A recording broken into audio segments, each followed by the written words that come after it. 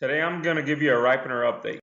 For the 2021 season, the only formulation of glyphosate available for ripening, we're being told by the manufacturer, is going to be Roundup Power Max 3.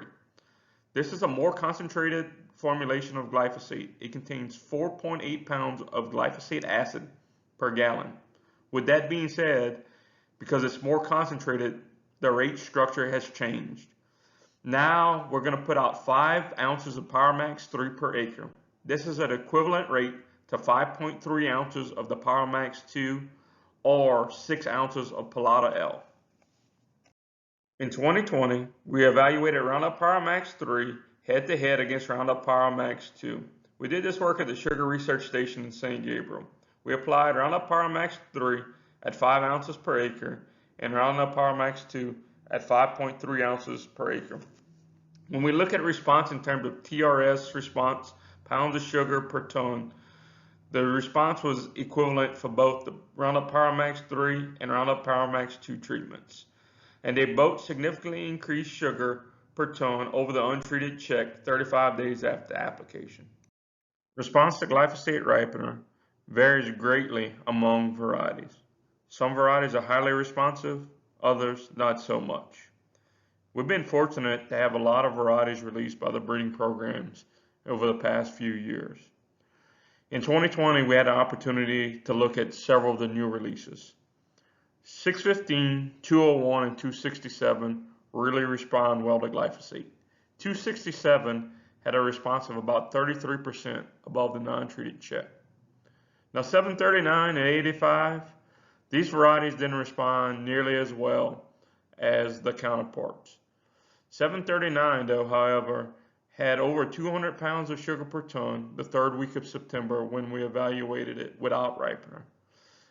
In the October evaluation of 739 and 885, both the untreated checks were both over 250 pounds of sugar per ton. Let's talk about the treatment to the harvest interval, which is the number of days that glyphosate is applied and stays on cane prior to its harvest.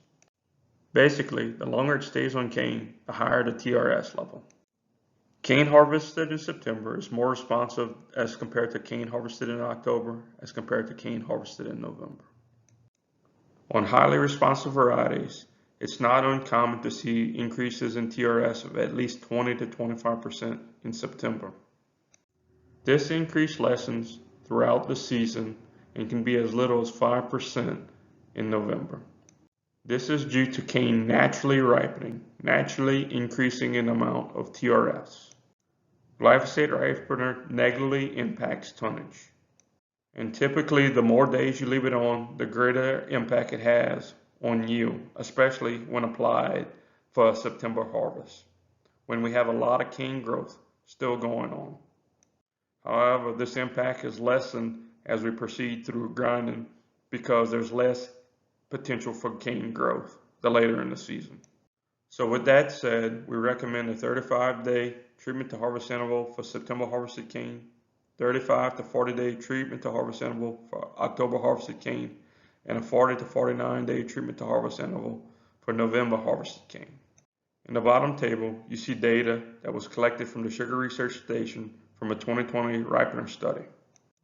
5.3 ounces of Roundup Power Max 2 was applied to cane either on August 10th or August 21st. The cane was harvested on September 22nd, which led to a 43-day and a 32-day treatment to harvest interval. The 40-day treatment averaged 36 more pounds of sugar than the 32-day treatment and had 81 more pounds of sugar than the untreated check.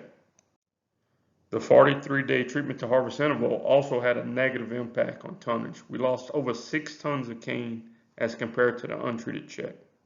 In terms of sugar per acre, both the 43 and 32-day treatments had significantly more sugar than the untreated check, which is the ultimate goal to increase sugar per acre and sugar per ton. Let's think about points to consider when applying glyphosate ripener. As with any pesticide, always read the label, follow the product label, and use the recommended rate. Do not apply to seed cane or plant cane. In higher tonnage fields, we recommend that you increase the rate of glyphosate. Don't exceed the maximum treatment to harvest interval of 49 days. Do not apply glyphosate to cane after the third full week of October. This is because cane is naturally matured whenever we start to harvest in December, and there's very little benefit, if any, of doing it. We typically get our best response in straight cane, but if cane lodges, we got to give it a sufficient time, usually 7 to 10 days, for it to erect itself before we apply glyphosate to maximize uptake. Adding a non-ionic surfactant is a good idea if rainfall is expected within 6 hours of application. Use a drift control agent to reduce off-target movement, and use a hand refractometer to measure bricks to optimize ripener scheduling. Let's talk about another ripening program, the use of Motus in combination with glyphosate. Now, this combination was first evaluated by Dr. Caleb Daly at the USDA in Houma, and several producers have really adopted it and really like it. Basically, we apply 11 ounces of Motus per acre plus a half rate of glyphosate. Now that PowerMax 3 is going to be the only formulation that's available in 2021, that'd be 2.5 ounces per acre. We still have a 35 to 49 day treatment to harvest interval before we harvest any of this cane. Let's look at some of this 299 data in the bottom table of this page. In this table, we're comparing Roundup PowerMax 2 applied at 5.3 ounces per acre to the treatment of Roundup PowerMax 2 applied at 2.65 ounces per acre plus 11 ounces of Motus.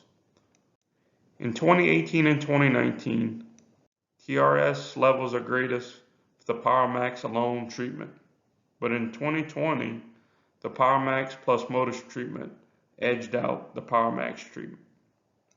In all cases, these treatments significantly increase sugar per ton, or TRS, above the untreated check. And at the end of the day, we increase sugar per acre with these treatments as well. Let's talk about Ripener Additives and alternative ripeners. Since 2018, Dr. Doug Spernhurst at the USDA in Houma and myself have looked at 3 different Ripener Additives: Be Sure, Anova, and Intake. All 3 of these products are applied in combination with glyphosate. We've evaluated these products on multiple varieties, in multiple crop ages, and at multiple locations. We have not found a benefit to using these products and do not recommend them. We recognize there's a lot of salesmanship that happens within the sugarcane industry. Each year I learn of products not evaluated at LSU or USDA that are being sold as some kind of ripener or ripener additive.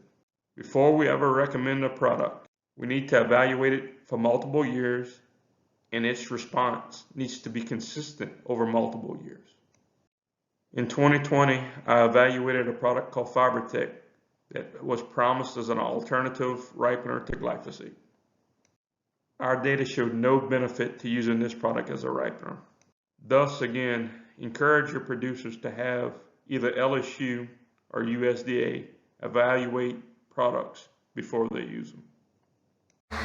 I'm really excited about this ripener tool, and a huge thanks to the American Sugarcane League. In 2 weeks, we have a new spray drone coming in, which we will be using a great deal in our ripener research in 2021 in the coming years.